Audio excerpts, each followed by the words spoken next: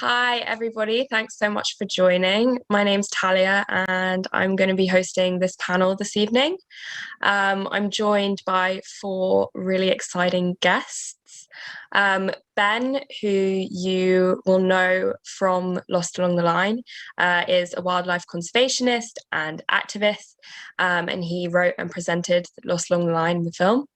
We're also here with Sarah Green, who has been campaigning against HS2 for a very long time, and has a history in a whole load of campaign and activist movements, and is also very involved in the Green Party in Hillingdon.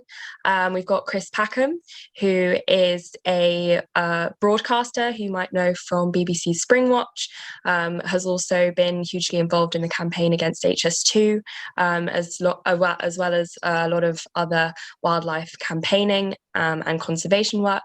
And we've got Indra, who is an incredible activist who has been involved in many movements going back to 80s or 90s, and has done some incredible work on this campaign and many others. I am not going to spend a huge amount of time speaking about HS2 because I'm sure that most people watching this already know why it is that we're talking about it. But HS2, for anyone that doesn't know, is a high-speed railway project that is currently being constructed here in the UK. It's one of the most expensive and most destructive infrastructure projects that we've ever faced in this country, costing upwards of 100 billion of taxpayers' money, destroying hundreds of ancient woodlands and wildlife sites, and countless communities and local businesses and homes, as well as many other things which you'll hear about in a second. So I'm going to go straight into it. We're going to start with some questions that I'm going to be asking, and then I'm going to open it up to those of you who are watching to ask some questions at the end. So first of all, when we look at the destruction that HS2 is causing, whether that's environmental or social, it's hugely overwhelming. There's kind of no end, seemingly, to the destruction that it's causing, and the hugely problematic nature of this project. And there's been a huge amount of people and groups campaigning against it from a huge range of backgrounds and for a huge range of reasons. And I found that everyone kind of has their own incentive and their own drive as to kind of what has really motivated them to take a stand against HS2. So the first thing I wanted to ask each panelist is, you've all come from varying different backgrounds of campaigning, and especially around environmental justice and wildlife protection and conservation. But I'm wondering what it was about HS2 specifically that motivated you to act against it, especially when it's seen as kind of a sustainable development, a kind of green option. I'm going to start with Sarah, if you could talk a bit about. Okay, well, the reason that I'm campaigning and I'm continuing to campaign is the local water supply. My water is from the Colne Valley. My tap water is from boreholes under the centre of the Colne Valley, as is everyone's in Hillingdon. And this is mineral water. It's very slightly treated. As it comes out, it's treated with ultraviolet light, which kills bacteria, but it doesn't need an awful lot of treatment and filtration and chemicals added, because it's pure. And the reason it's pure is because it's from the chalk aquifer, and the water travels very slowly in that aquifer. It could be there for hundreds of years. It's never stationary. It always moves. You know, it could travel maybe a metre in a year through the actual chalk rock, or the places that they actually abstract it from. It's huge underground rivers and underground lakes. And it's really vitally important for people and for the economy. And so all the trickery that HS2 has done in terms of disapplying laws and making their own law, they haven't managed to disapply any of the laws to do with water, because water is an economic asset. So where are we now? At the beginning of the HS2 Act, they knew they were going to damage the chalk aquifer, and it's one huge aquifer all the way down the Chilterns, through Buckinghamshire, into Hillingdon, and then the water drains through into the London Basin. But the majority of the water that gets taken out is in the Colne Valley. It's a water-rich valley, and that's where HS2 want to build their hugely destructive Colne Valley Viaduct, 3.5 kilometre long, in a curve, not straight across the valley, maximising over 5 lakes. They're moving 2 rivers, and quite frankly, they're breaking huge sections of the Water Framework Directive. It was only very recently that I managed to get the water risk assessments, which I've been asking for since September 2018. These, I had to go to court. I had to take HS2 to court to get these released. And they confirm that they're going to have to close local water pumping stations. So the people that are at the moment, like myself, getting aquifer water will no longer get aquifer water, will get Thames water. Now, I know a lot of people drink Thames water, but it can only get worse and worse and worse in value, in quality. Whereas aquifer water gets better and better unless you damage the aquifer. Now, the worst thing in the Colne Valley is there's a huge landfill site on the eastern edge of the Colne Valley, which they've tried to hush up and they've tried to ignore. But if you do pile driving all the way across, and remember, they want to put the piers for the Colne Valley Viaduct down 80 metres into the chalk, they're going to make cracks and fissures, and they really, really risk pulling in the pollution from, there's a huge underground pollution plume which has already escaped from the landfill site. The landfill site's classified as special site of contamination due to water pollution. They've known all this all along, and they kept pushing it away into the future. We'll sort that out when we come to it. They haven't sorted it out. We risk losing our water, and that's why this campaign has to go on. Thank you, Sarah. Chris, I know that you obviously have a passion for wildlife. What is it about HS2 that has really driven you to take action against it? Well, there are a number of factors, and not just the wildlife. It won't have escaped anyone's notice that we're in a climate catastrophe. Some people call it a crisis. I don't think crisis is the right vernacular for it. It's a catastrophe, and we only have to look as far as Western Canada at this point to realise that the magnitude of that catastrophe. We're also precipitating what we're calling the 6th mass extinction event, except that I call it, again, correcting the vernacular, the 6th mass extermination event, because it's down to us that those extinctions are taking place. And I listen to the scientists broadly, and what those scientists broadly are telling me and everyone else is that we have very little time to rectify these problems. In fact, I've been reading today about the problems that have been faced, the increased temperatures that have occurred recently in Western Canada and parts of the Western United States. And they tell me that this could be an example of period doubling. And period doubling is when the mathematical rules change. So our modelling for climate change may not be applicable. Those rules may have basically just changed, and that's quite terrifying. So I'm frightened. I'm frightened because I like life, not necessarily my own, but everything else's. And I'm very keen to preserve as much of that life as an intact condition as possible, given that we have the means to do that. We are not short of solutions.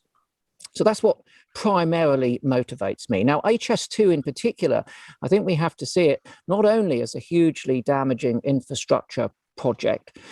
There were plenty of other hugely damaging infrastructure projects. We know the runways at Heathrow, the ongoing road development, so on and so forth. But it's also keenly symbolic that such an enormous amount of money is being put into a project which is doing such an enormous amount of damage at this particular time. Now, in the past, people could have pleaded ignorance, but there is not an option for that now. Everyone involved in this project knows precisely how damaging it is and how it countermands the assurances that we've given under agreements like the Paris Accord, the targets that we've set within the UK in terms of reducing our expenditure and our carbon, if you like. And as a consequence of that, I believe that this project is, at this point in time, entirely misplaced. I'm afraid it's also shrouded in an enormous amount of misinformation, which continues to be perpetrated by HS2 Limited and all of the trolls that are so active on their behalf on social media. So there is a degree of, confusion if you look at this superficially, but you don't have to dig deep. You don't have to dig deep into an aquifer to recognize the fact that this project's environmental credentials are very poor indeed. And as a consequence of that, I feel a duty to do everything that I can to protect the wildlife of this country at this point in time, and do everything I can to assure that it has a sustainable and healthy future as well. And that's why I've chosen to pursue a course of action to try to get this project rethought. Now, I must immediately put a proviso in that we must invest in public transport. We need an infrastructure of public transport far better than the one that we've got today. We need to look at roads, air and rail, and we need to reform them.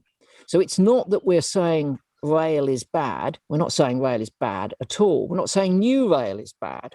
We're saying HS2 is bad very specifically. We're not saying that we didn't ought to be investing in this, or that we ought to channel all of our opposition into HS2 and not to the road building policy, which is equally absurd and misplaced. But this has become a very symbolic example of the worst people acting in the worst way at the worst possible time.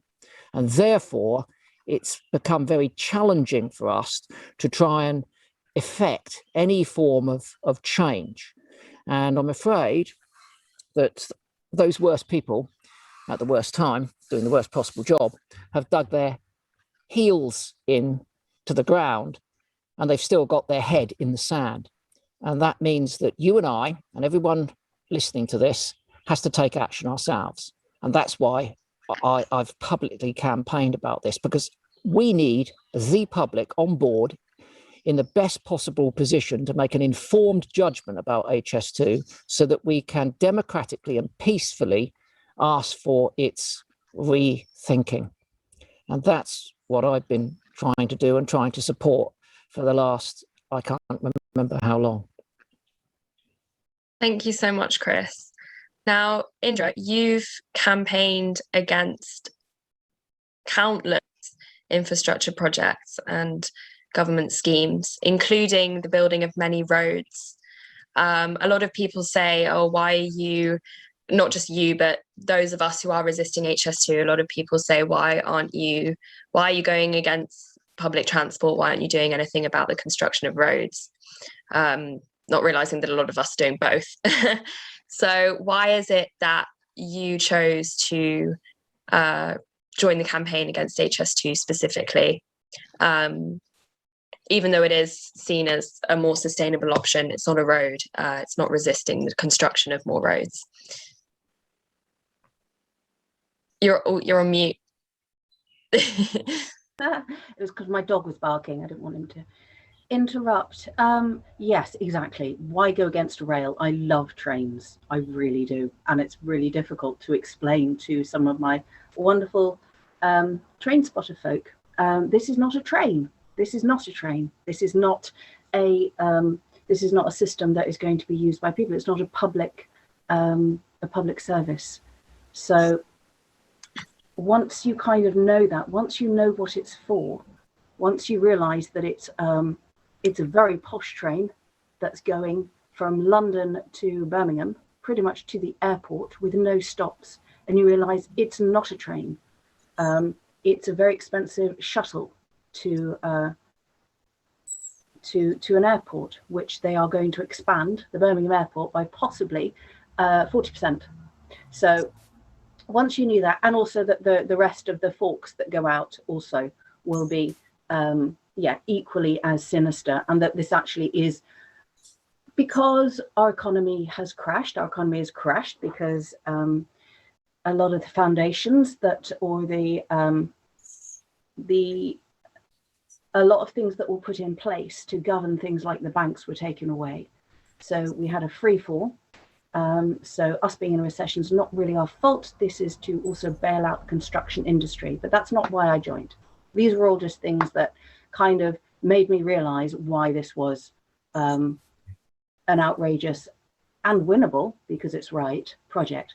No, what actually got me to a camp was to come and do some trainings because of my background in direct action, tree climbing, facilitation, all those wonderful things that you need. It was the trees, actually. It was the one statement, the one sentence that went out in the campaign, which was 108 ancient woodlands were going to be felled because of this project. And that's just ancient woodlands. There was also countless other woodlands, wildlife corridors, networks of ancient hedges, of all kinds of amazing habitats that were going to be lost. And if you can imagine from sort of London up to Birmingham, it's a cut, it's a scar, it's a cutting, in effect, cutting the country in half. And a lot of creatures do not like to go across, whether it's flying or going on the whatever mitigation that they had in mind. So yes, it was for wildlife habitat. It takes thousands of years for an ancient woodland to become an ancient woodland. You cannot just plant a few twigs and say, hey, I've planted some trees. It was like a madness, the whole mitigation part of it. So it made no sense. So it was the trees, it was the fact that I had a background in tree defense, I suppose. And yeah, the magic of it as well, the magic of being on camps and defending trees and defending the wildlife is what got me there in the first place. So yes, and just being all around the species and just the misunderstandings of actually how much canopy cover we have in this country. I mean, we have something like 13% woodland cover, and as was said before, as Chris said, we are in a climate catastrophe, and we've been told for the last few years, oh, plant some trees and it'll be fine. Well, we have trees, we have healthy trees, we have thousands of them. And when you see a healthy tree being cut down that is sustaining all kinds of life, then it kind of does something to you, really. You cannot not defend it. It's the madness of it, of taking away something so healthy that is part of a system that is feeding us, that has fed us forever. They were here before us. So yes, it was all the lovely little nature corridors and connectors and all the species that are not known about. They might have put up bat boxes and the odd badger tunnel, but the interconnectedness of things does not get mitigated. So yeah, that's why I was there. Thank you so much, Indra. Finally, Ben, you also have a background in wildlife conservation. You've worked for the, let me get this right, Wildlife Trust or Woodland Trust? One of them. And yeah, you've done a lot of campaigning and work in various different areas when it comes to kind of wildlife and activism. What was it about HS2 that made you so passionate to pursue, especially creating this film? Well, where to start? I think for me, it was the thing that really shocked me was some of the messages I was getting about the legislation that they were able to work around in terms of our protected wildlife. It really took me back to hear about that.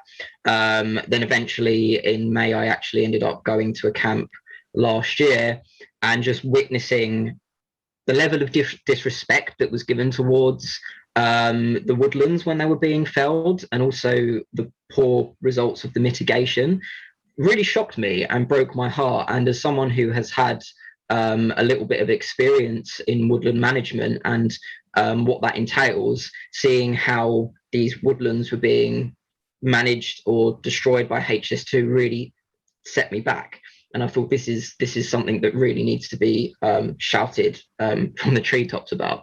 I think the other thing was that HS2, as someone that's been an environmental campaigner, HS2 was the result of a system that's failing us. And for many people, you know, this isn't some crazy paper trail. You've only got to scratch the surface to see that this is the result of a toxic system.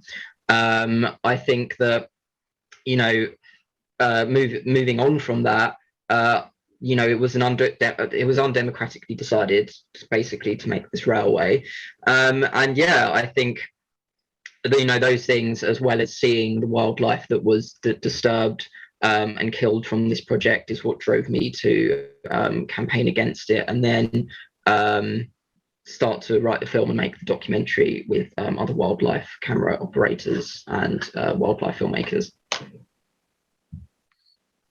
Thanks, Ben.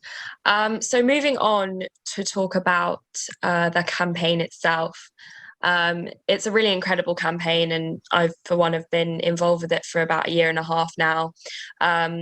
There's a huge range of different people and groups from a huge range of backgrounds, with a really broad range of incentives and tactics, and it's been really incredible to see the different ways that people have been resisting this destruction. So Sarah, I'd like to start with you.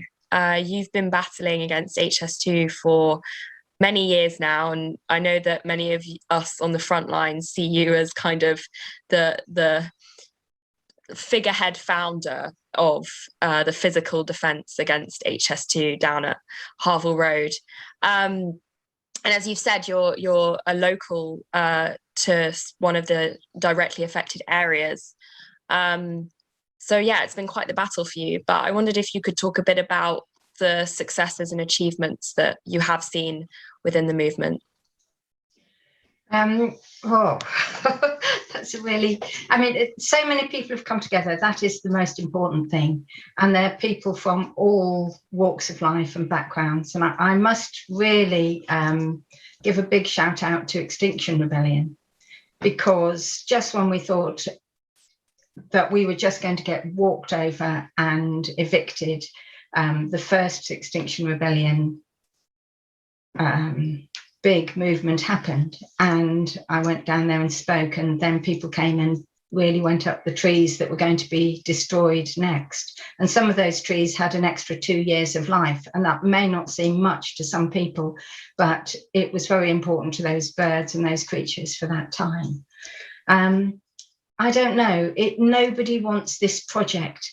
If we could only come up with something that everyone could do in a simple way, you know, write one letter to Boris Johnson and say, we don't want this project, and we're not going to vote for anyone who is pushing it through in this way. You know, just something. Nobody wants it.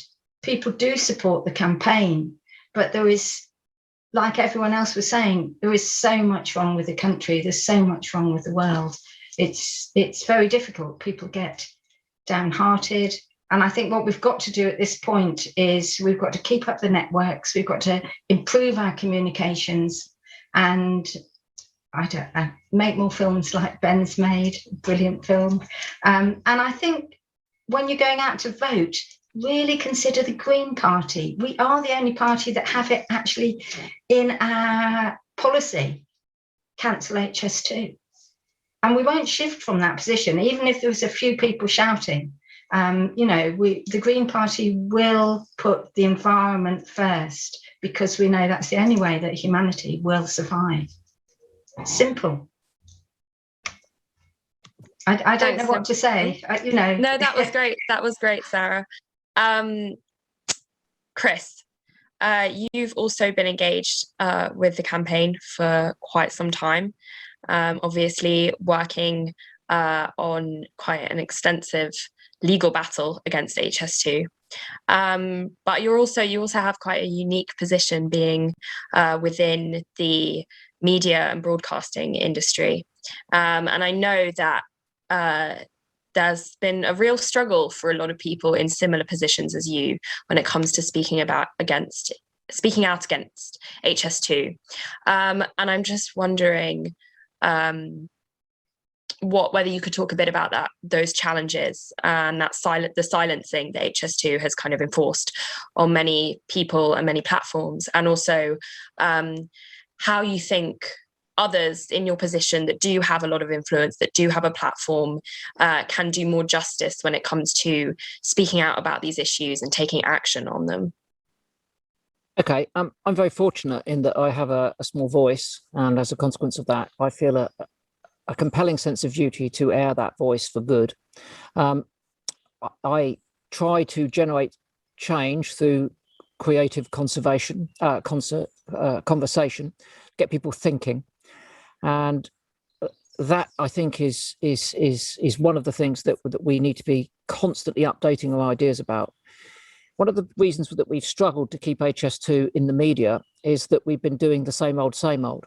And whilst that can be effective, and I'm not going to criticize those people who pursue that course, because as we've just heard, you can stop trees getting cut down for 2 years, but you can only get that story in the news just once, because after that, it's the same story, and no one's going to run the same story day in, day out for 2 years. And that's why I think, as Sarah's already said, when Extinction Rebellion came on board with HS2 protesting against it, we had another surge of media interest because of the way that they practiced their opposition to that. One of the key attributes that any campaign needs is to constantly to rethink how it portrays itself, to be imaginative, to come up with new ideas, to reach new audiences that need to be informed about the reasons that campaign might be running, and also, of course, to continue to attract media attention. And we live in an unfortunate time when media attention is very short-lived, and it's not just HS2. If you think of all of the other stories that they run for 2 or 3 days, and then no matter how important they are to us as individuals, us as a nation, or us as a planet, they just slip off because something else comes along. It's almost as if we collectively have can only summon the attention span of a gnat. And that's where we're treated by our media. But knowing the media and how to use the media is integral to running a successful campaign. So what do I do about it? Well, I partition, basically. There are lots of things that I could do, and they would be valid actions to replicate the work of others. But what I'm constantly trying to do is to think of an angle that no one else is using, which is why I took that legal case. At that time, no one else was taking a legal case of that type against HS2. HS2, we've heard already this evening, there were all sorts of reasons why we should oppose this. There's finance, there's the wildlife aspect of it, there's the unsustainability aspect of it, the fact that it's an airport shuttle. I mean, I could go on. There are such a plethora of reasons. And behind the scenes, I've met and conversed with people who hold very strong views and have access to the truth about all of those reasons. But I haven't gone into the politics, I haven't gone into the money, and I haven't gone into the corruption, and I haven't gone into any of those things. I focus very keenly on my one small area of supposed expertise, which is the environment. And if I campaign solely from that environmental perspective, based on the facts that I have at the time, the trustworthy information that I have at the time, then I feel that I'm speaking from a sound foundation, and therefore a foundation of strength. And I'm not responding or reacting to anything necessarily emotionally. I'm not saying that the sight of ancient woodland being cut down doesn't affect me emotionally. Of course it does, but that's the fuel. That's what gets me up and makes me want to make a difference. In order to make that difference, I need good information. I need good data. And that's what I've concentrated on doing. And as long as I'm very clear, and people like myself are very clear about why they are opposing it, and they speak the truth, they tell the truth, given the information that they have at that time, and we all retain the right to change our minds, then it's very difficult for us to be criticised. So I haven't got involved in any party politics. I don't think there's any need. When we are addressing this problem at the moment, we are addressing the government that is currently elected to represent us, or not, as the case may be. And that's why, when I'm communicating with HS2, I don't go to individuals. There's not a single individual that's responsible for this. There's a whole plethora of them. And therefore, it's easier if we from my point of view, group those individuals together and have a consolidated target. So I think that it isn't that the media has been silenced. I think that the media has just not been always excited by the things that are going on. And to be fair, when it comes to other aspects of HS2, not the environmental, they've been pretty good at reporting on the Environmental Audit Committee. They've been very good at reporting on the overspends. Last piece in the Financial Times, what was it, maybe 2 weeks ago now, been a bit fried recently, I'm lost track of time, talking about yet further increases and the financial unsustainability of this project. So I think that the information has been there, but trying to keep, a circus like HS2 and all of the actions that we have motivated to oppose it, front page news, it's just not going to happen in the modern world, I'm afraid. And the only way to keep any of that, in the news is to be clever, inventive, and creative when it comes to our campaigning. And that's why I think, we're having this conversation tonight. Our interest has been, and the interest of others, we hope, has been piqued again by Ben and his colleagues' excellent film. And I'd like to take this opportunity, as someone who's involved in filmmaking, to say what an exceptional piece of work it is. It's absolutely brilliant. And I love the matter-of-factness, and I love the clarity and the honesty, which speaks of real integrity when you're watching the film. I think Ben and his colleagues have done a masterful job in generating a summary of our concerns, particularly from the wildlife point of view at this point in time. And if you haven't seen it and you are watching this tonight, then I would urge you to watch the film and support it in any way that you can and disseminate it and get more people to watch it. So we've got to be clever, we've got to be inventive, we've got to keep the conversation going. We mustn't get hung up about the media not putting us on the front page the whole time. If we're bubbling under and we're continually putting energy into our endeavour, then ultimately we stand a chance of winning. But there's one last thing I'd like to say before I shut up, and that is that winning for people like us is never going to be about crossing a line, getting a medal, getting a cup. Winning for us is simply not giving up, and that's is clearly seen tonight with people like Sarah, of course, and Indra, who are people who don't give up.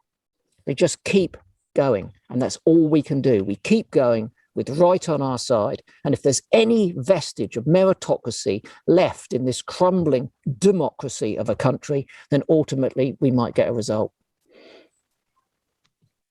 Thank you so much for that, Chris. And I'm also just kind of from me and Ben, thank you for that. It's been a lot of hard work put in there.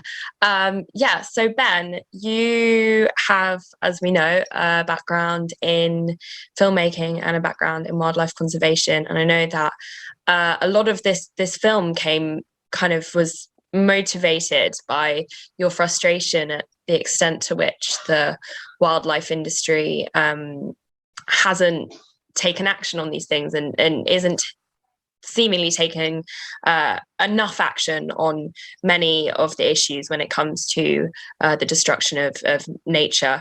I just wondered if you could speak a bit about that and what your kind of motivations for the film were, and how you kind of hope there can be more of a uniting of the wildlife industries and those practices and more proactive activism and action.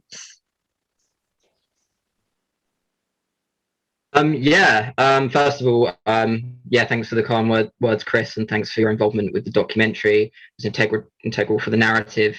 I think for me, I saw this as an opportunity, and I've said this before, to this film was a conduit for the wildlife conservation movement to get more involved with impact film and documentary filmmaking when telling the stories about the human nature relationship and also direct action and protest.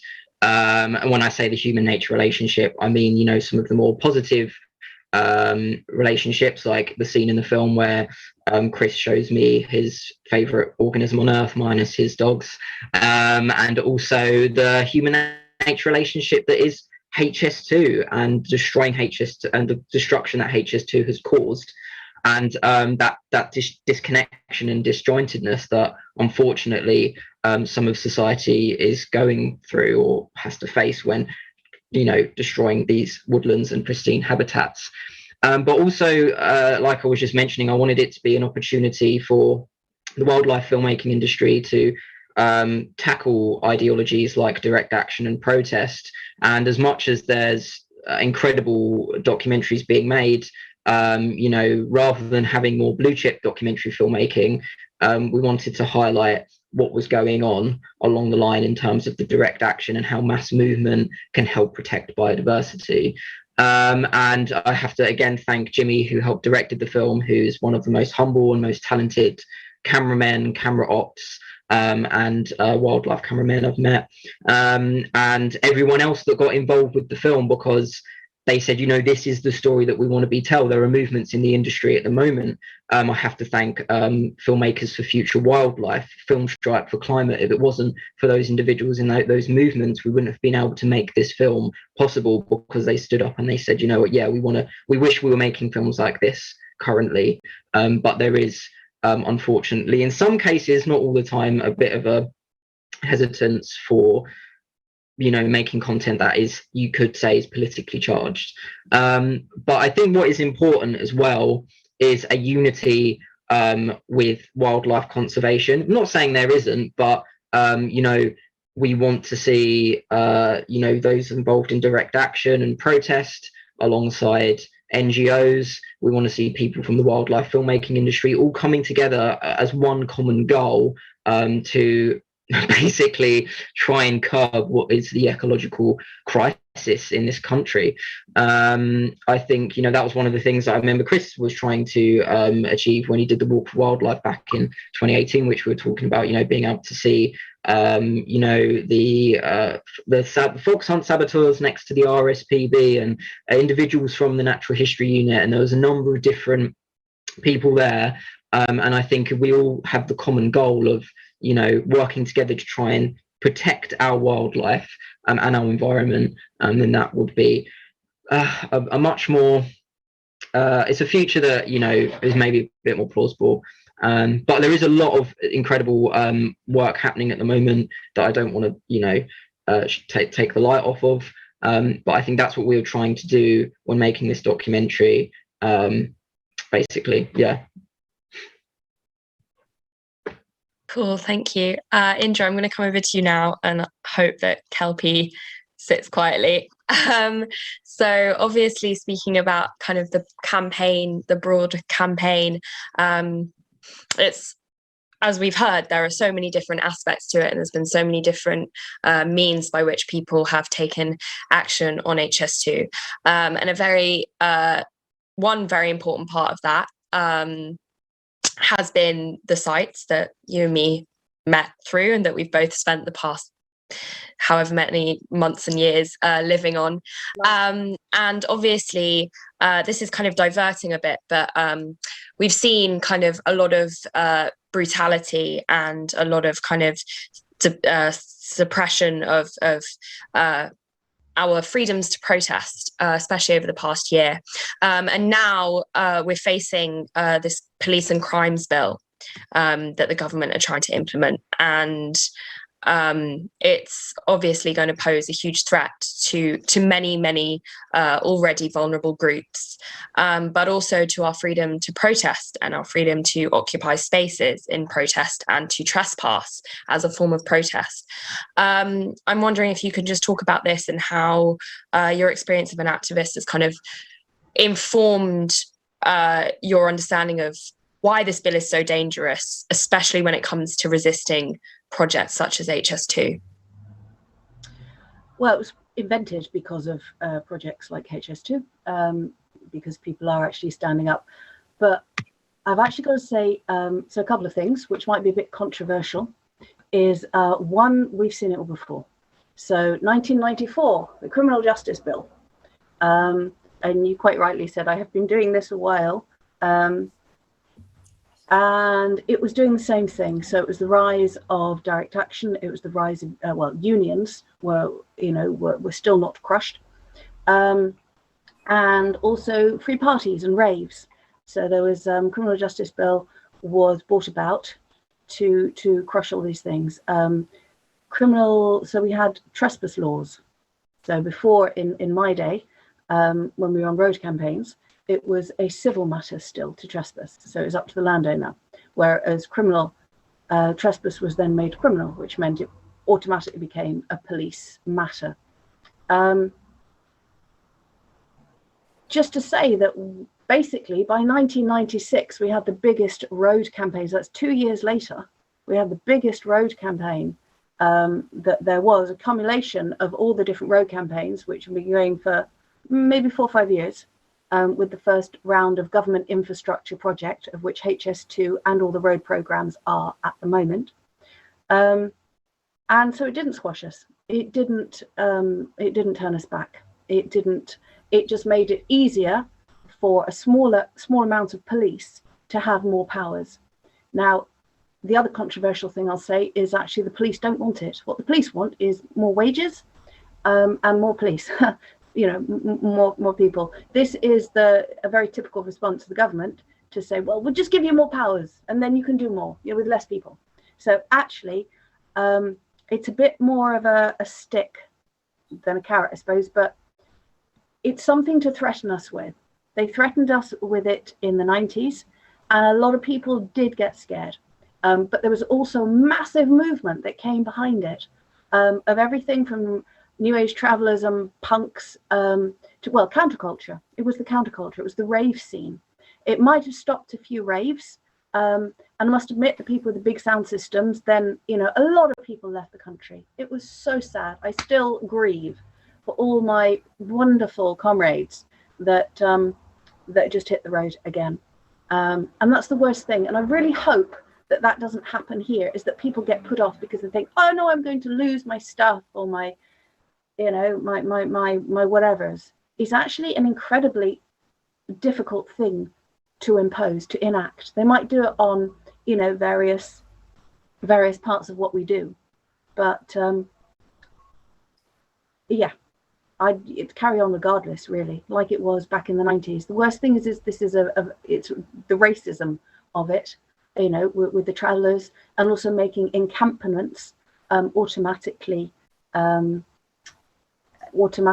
illegal, whereas before it's trespass. So it's like one step up again, but it just meant that we had to keep going through the system, which becomes untenable for the actual police force themselves. And it's a big showing of the cards. They can't control us. This is all steeped against people who stand up and who are trying to make things better, rather than going against, say, a capitalist agenda. This is just another way to put us, to control us. And I think actually what it's doing is it's bringing us all together. Another little counterculture. It's been a while since I've been out raving in a field, but I think bringing peoples together is what it's going to do for us. I don't want it to scare us, because it didn't scare us as much in the 90s. So that would be the worst thing that would happen, is that we take it seriously, basically. Thank you so much, Indra. You always have such a way of making even the most dire situations seem really positive, and I always really appreciate that. Okay, moving on to the final section of the questions that I'm going to ask. Kind of trying to, kind of like you've just done, trying to find the positive and look forward. So I'm going to go to Sarah again. And obviously you've spoken a lot about your kind of your specific battle against HS2 to do with the water and the Greens perspective and everything. But I'm just wondering, what would you say to people that claim that a resistance to this is futile and that we can't win? How do you kind of continue to be motivated and continue to battle this? And do you think that we can be successful? Well, I think we have to be successful. I think we're already successful in many, many ways because so many people have come together. And, you know, the more we come together, the more we communicate, the stronger we are, the more we educate ourselves. But to me, it matters that these people are brought to some sort of reckoning, or else we keep repeating the same mistakes over and over and over again. And I've really studied this legal framework, the HS2 Act, the laws they've disapplied, and they haven't managed to disapply anything to do with water because they can't. And where it overlaps with wildlife is the wetlands. Now, part of the Water Framework Directive talks about groundwater dependent terrestrial ecosystems. And if you look up what those are, they're wetlands. The way that HS2 has got around that in the Colne Valley is to say there aren't any. I mean, Chris, you've been to the Colne Valley. It's full of wetlands. It is a wetland. It's a giant wetland. You know, it's an amazing place. It's being destroyed, but there has to be a reckoning. And I really feel if we can, you see, they're in control of all the record keeping. Somehow we have to involve the universities, students, people that want to help us keep that record, and then we can use it. If it's not tomorrow a court case, it'll be the next day or the next day, because what they're doing is illegal. It's illegal to do with the aquifer. It's illegal to do with the wetlands. And yeah, we just have to keep going. Thank you. Who am I going to go to next? Ben, what are your hopes for the future of this campaign and for the future of especially the wildlife industry and how they can become more proactive? I hope that HS2 specifically can be used as to highlight the lack of consideration towards wildlife protection and how our wildlife laws can seemingly be manipulated for government agendas. It is like we're in an emergency. It sounds very stark, but the state of wildlife in this country is in quite a ghastly place. I mean, when you look at the state of nature reports, it's a little bit terrifying. And especially with someone like me, who's been very fortunate to have had a passion and engagement with wildlife my whole life. I've seen some of those declines firsthand. I mean, I love moths and butterflies.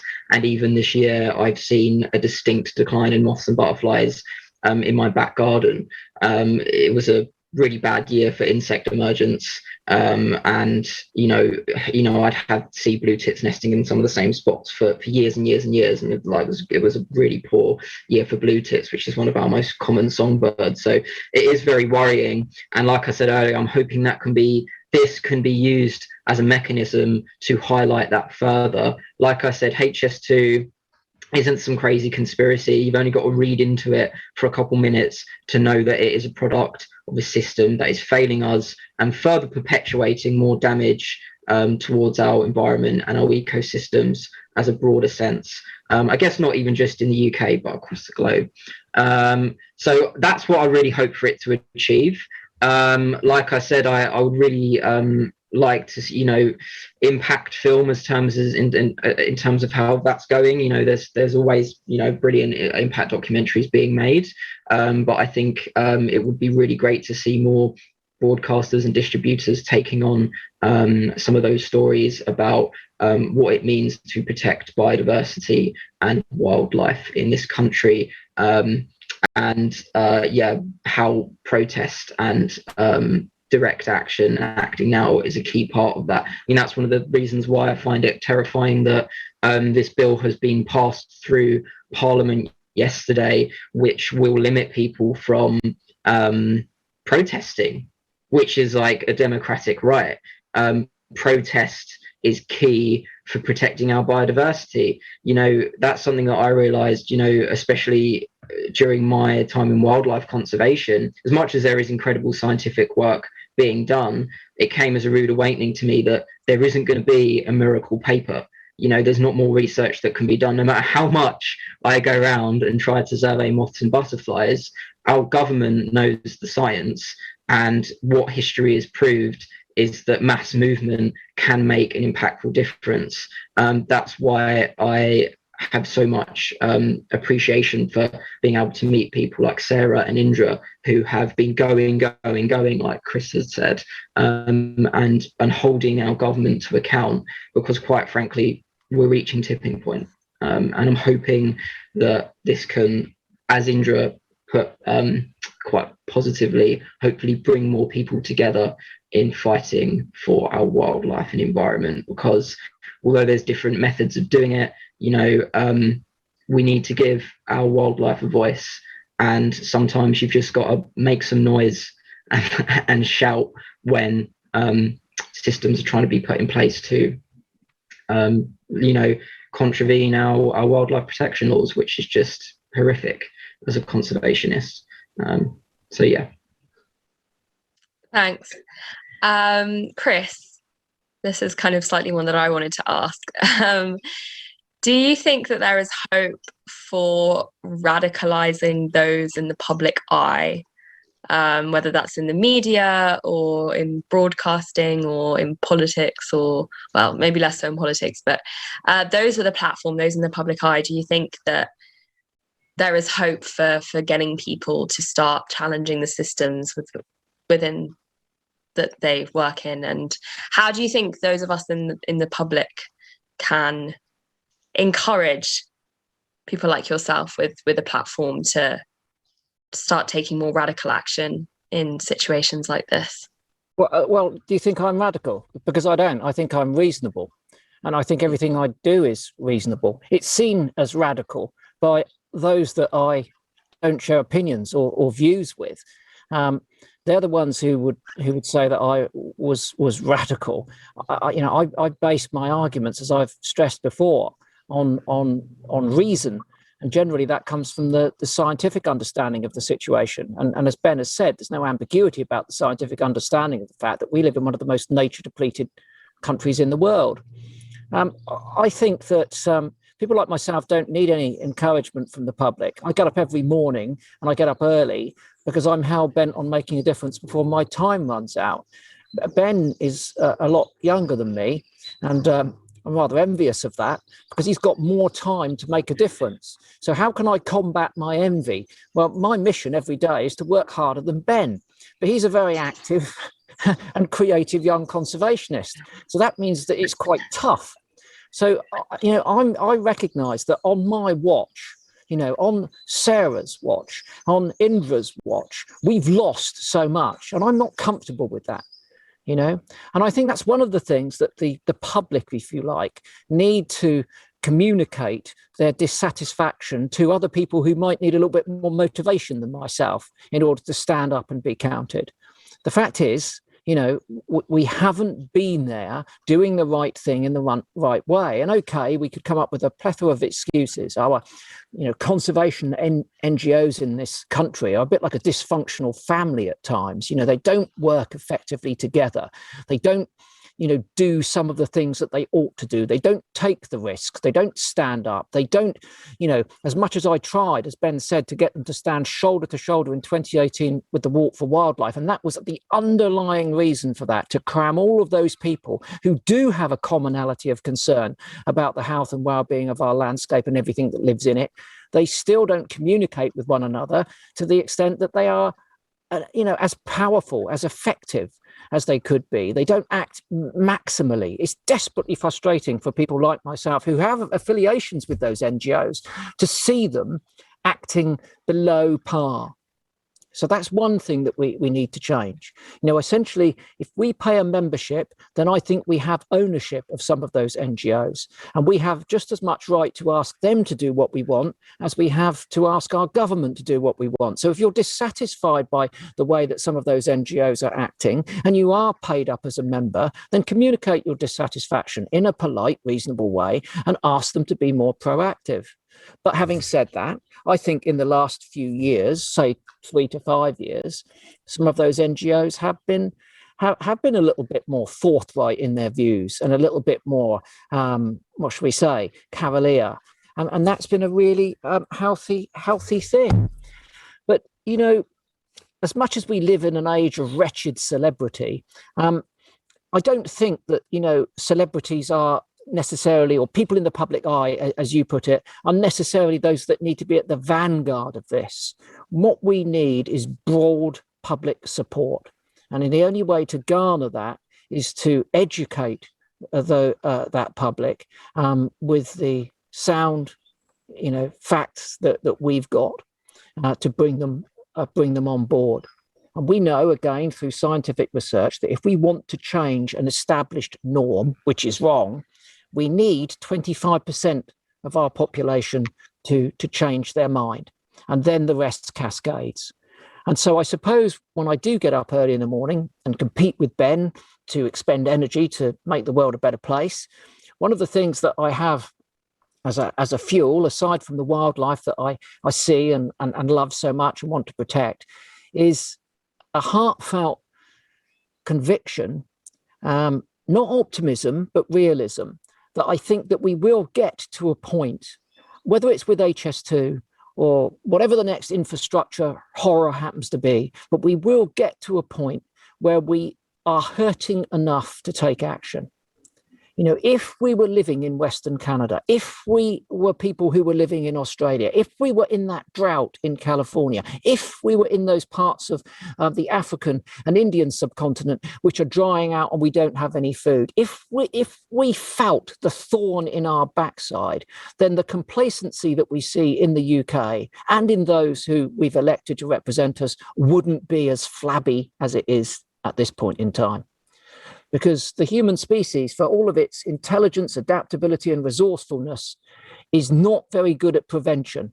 It's just very good at cure.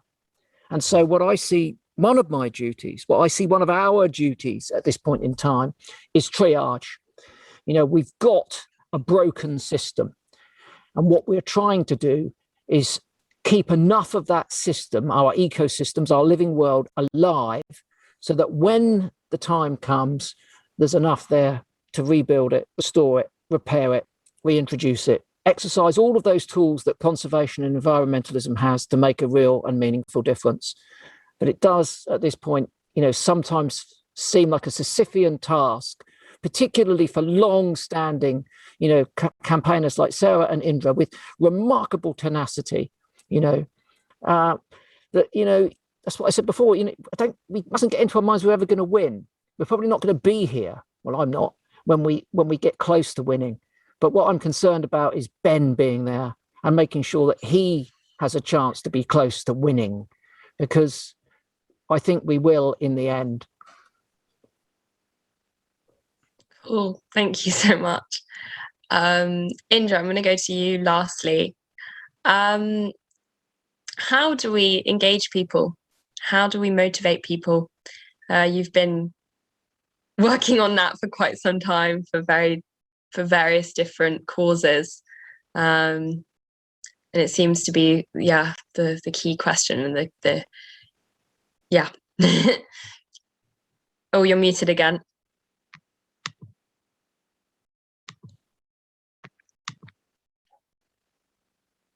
Gosh, that is $1 million question, isn't it? And I've got to say, so I turned up at HS2 at the beginning, a year and a half ago. I went, yeah, I've done this. Great. I know campaigning. I can do this. Everything had changed. It was all totally different. And what motivates people now is different to what motivated people back in the 90s or 1800s or, you know, or whenever it was. I wasn't a campaigner in the 1800s, I just need to say. But it's I mean, it's right. It's like Chris said, you know, it's the keeping on, the keeping at it, the kind of, I don't know, I've seen it change from in the 90s when nobody was talking about climate change. You know, we started talking about it was the people getting together. That was the most incredible thing, was it was the people. And even though we've got, we had a lot of young people back in the 90s. I was a young person in the 90s, and we were full of hope, and we can do this. And then we learned about climate change. I think we started talking about it.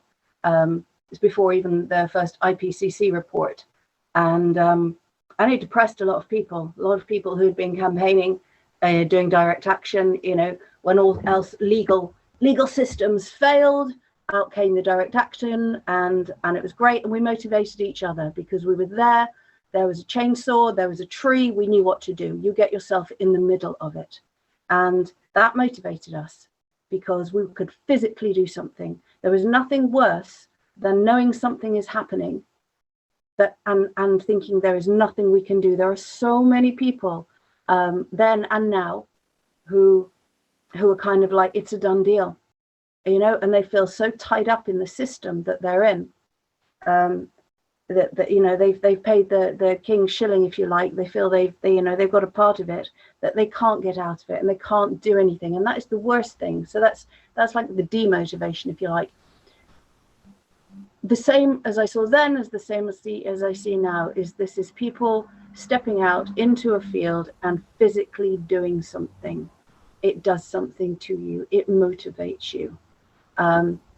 It's the same kind of, I don't know, adrenaline hit, if you like. When you do something that is intrinsically right, and you've done it selflessly, and you've done it for the right reasons, and I think it just makes us more of a human being, because we don't feel like we've compromised ourselves. We don't feel like we have done something that goes against something in us.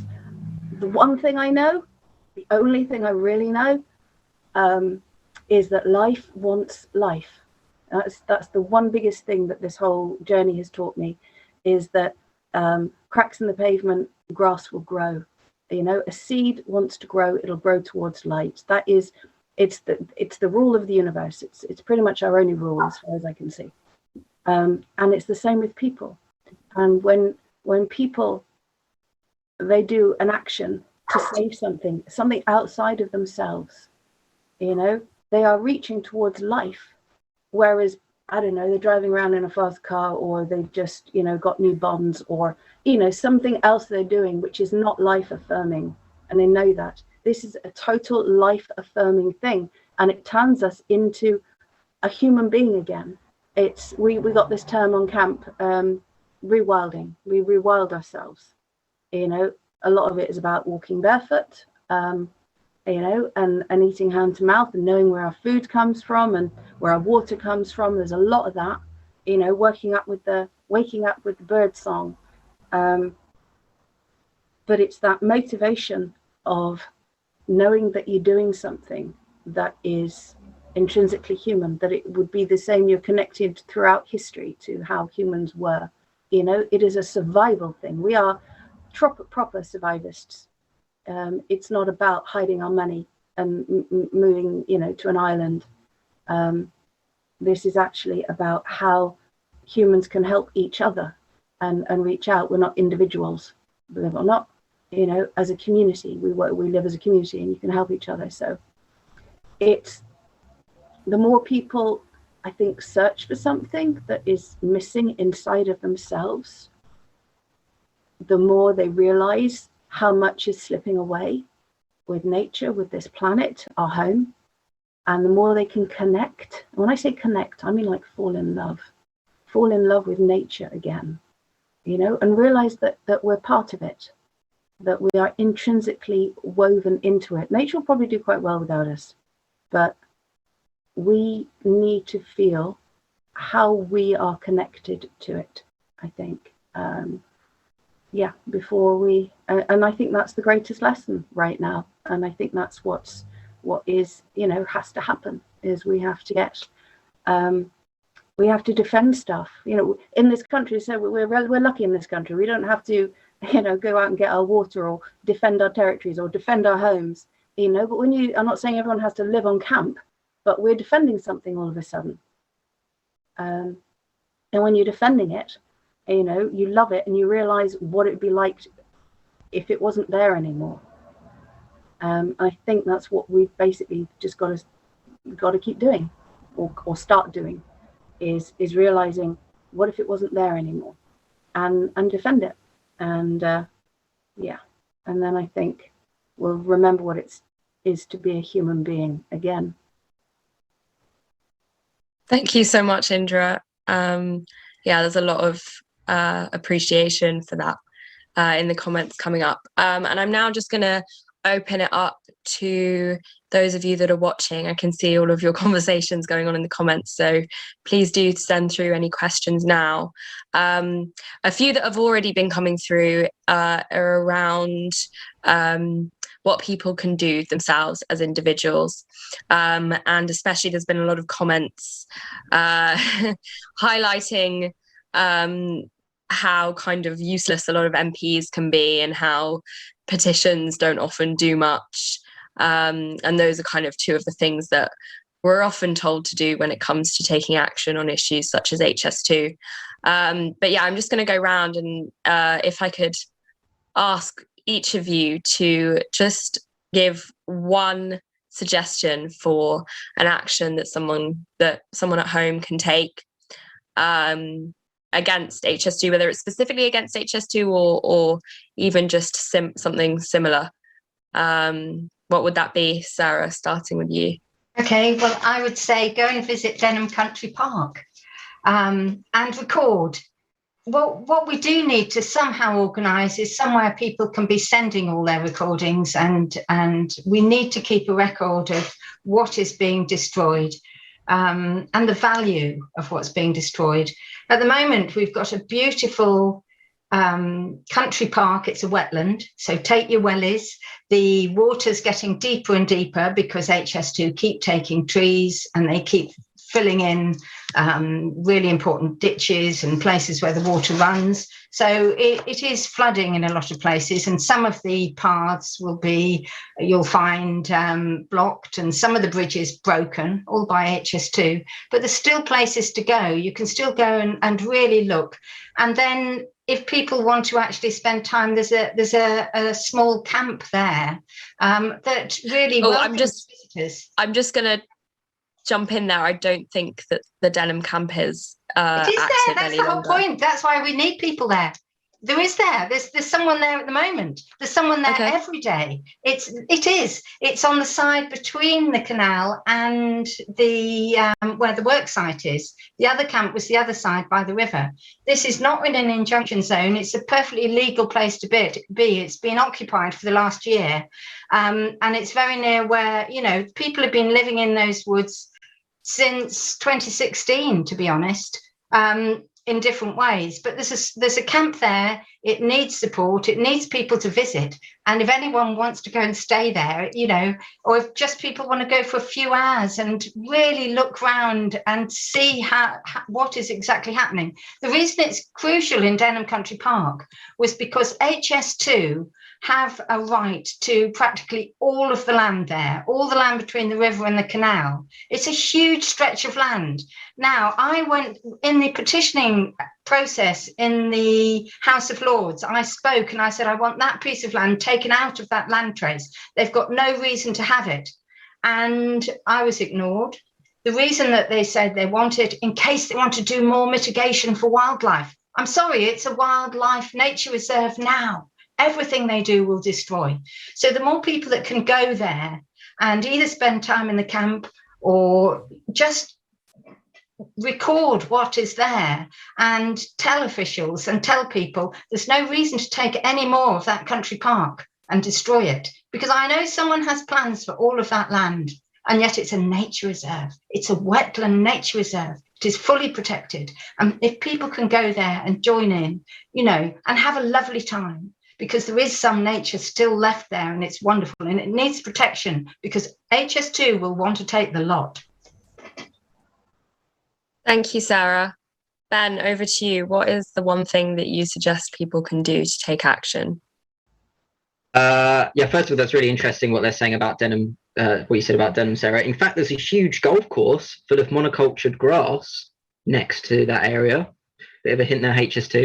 Anyway, for me, if I could put it directly, the one thing that people can do, get out there, and engage with wildlife.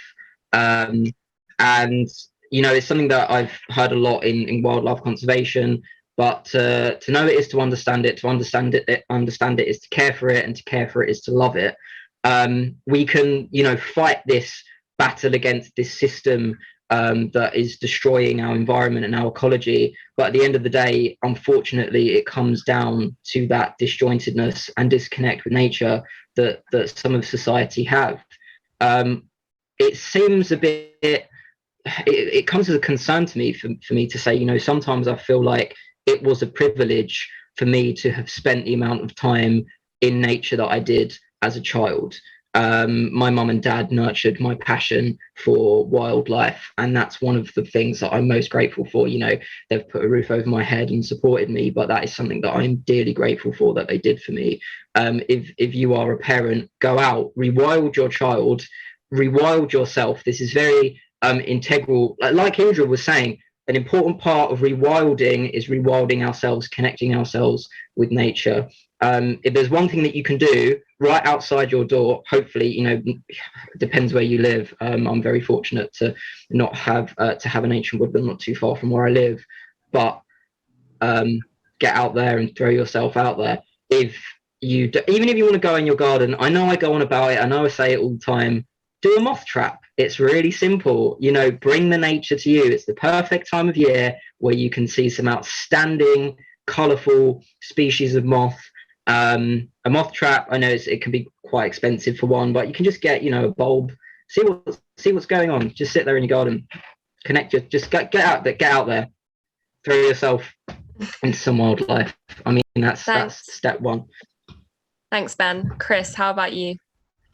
Go online, get yourself a second-hand alarm clock, and set it 15 minutes earlier than you normally set your alarm clock.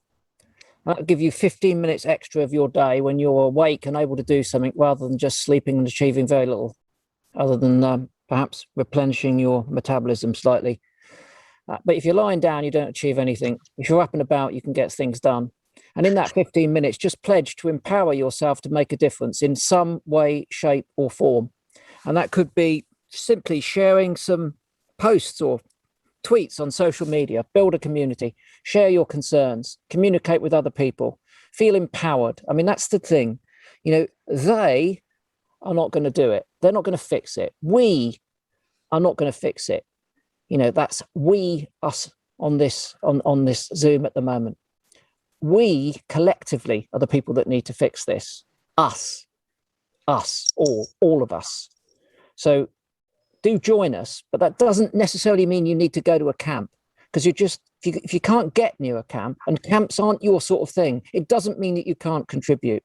And when you do contribute and something happens, you feel good about it. And that's the empowerment that we need, the recognition that every single one of us can make a difference. And when we try, that's a lot of people, and it's a bigger difference, and there's a bigger chance of making a difference. Thanks, Chris. And last but not least, Indra. Fabulous. I'd agree with Chris in the way that only because usually when I'm on camps, I'm awake at 5 because that's when the sun comes up, and just being up early and being able to do as much as possible, every moment of the day, because you don't get much daylight as well. So I would say wherever you are in the country, there'll be something going on. There'll be something being dismantled. There'll be a tree coming down. There'll be a piece of wetland, a piece of grassland that is about to be trumped. There are some fabulous groups around, whether it's the Protection for Rural England, who look at all the planning applications. They're an independent group, to whatever local groups you have, whether it's XR, Friends of the Earth, Wildlife Trust. There is always something going on that is going on unhindered, that is going on uncontested, because what can we do? we can do a lot, and it is about people coming together. And this is, like I say, this is the best thing that can happen at the moment with the bill, is that it's bringing people together, bringing groups together, bringing individuals together. People are realizing, hang on a minute, that might affect me or it might not, but I know it's wrong. And there is, you know, in numbers, if we stand together, yeah, it's, you are more terrifying to the government, to construction companies, to the police than we will ever be. You know, people who are, you know, first time out the house or whatever, first time into environmentalism or direct action or whatever you want to call it, you know, that is what terrifies people. Sorry, it terrifies the establishment, you know, because as I said, 25% pretty much is all that's needed, and it's about being infectious and standing together, because unfortunately at times like these also horrible little things like fascism can creep in, because people are looking for strength. People need, you know, to you know, if the government or the so-called leaders are not being leaderful, you know, people look to their own, and unfortunately fascism creeps in, which is where we've also got to be on top of that.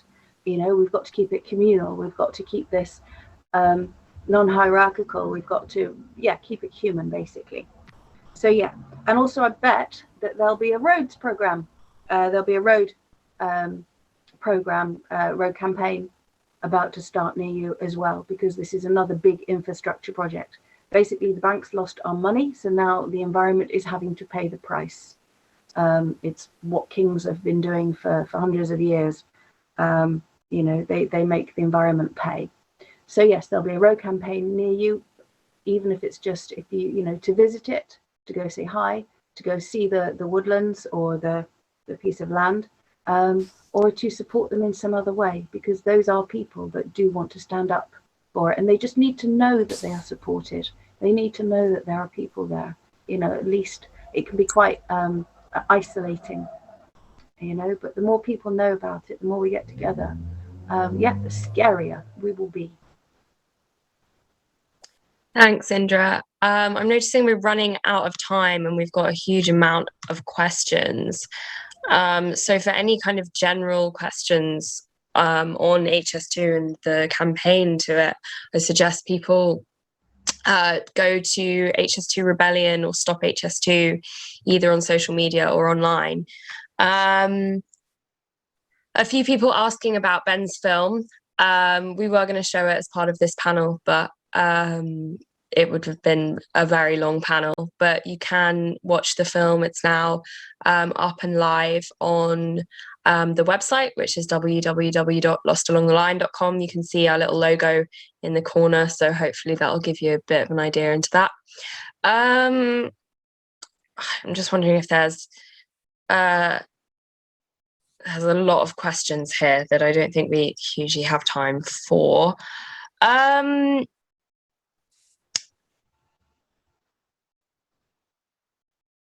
This is an interesting one. How can we encourage HS2 whistleblowers to speak out? Does anyone have any thoughts on this?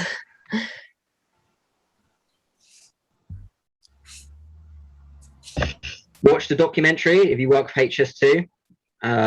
Shameless plug, but try do that, and don't be afraid to reach out to us. We are a unit, we are a group, and yeah, like if you want to reach out to the movement, we're here and we can support those individuals, is what I would say to that. Okay, cool. Another one is asking whether anyone knows what the result of the petition that was circulated last year that got a few 100,000 signatures was, whether that was ever brought to Parliament. Does anybody know? Was that the one to get the debate in Parliament? It says the petition asking for a halt, removal of royal assent and review of HS2.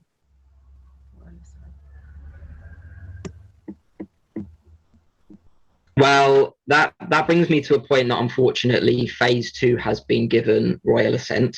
And if we want to know what phase 2 is, they're planning to extend the HS2 project.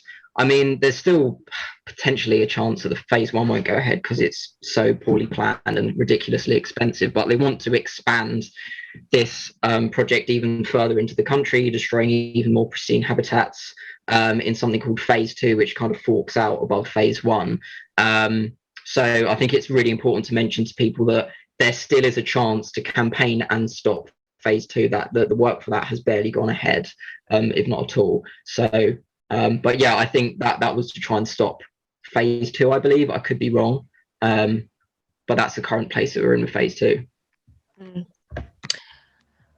I think, I mean, there's huge amounts of questions that could be answered. Someone's actually said it was refused by the petitions committee, which somehow doesn't surprise me. But I think we've spoken about a lot, and I think it's probably a good place to wrap up there. But yeah, I do encourage everyone go and watch Lost Along the Line. As Chris said himself, it's a very powerful documentary. It's available to watch for free on the website, so you can go check that out.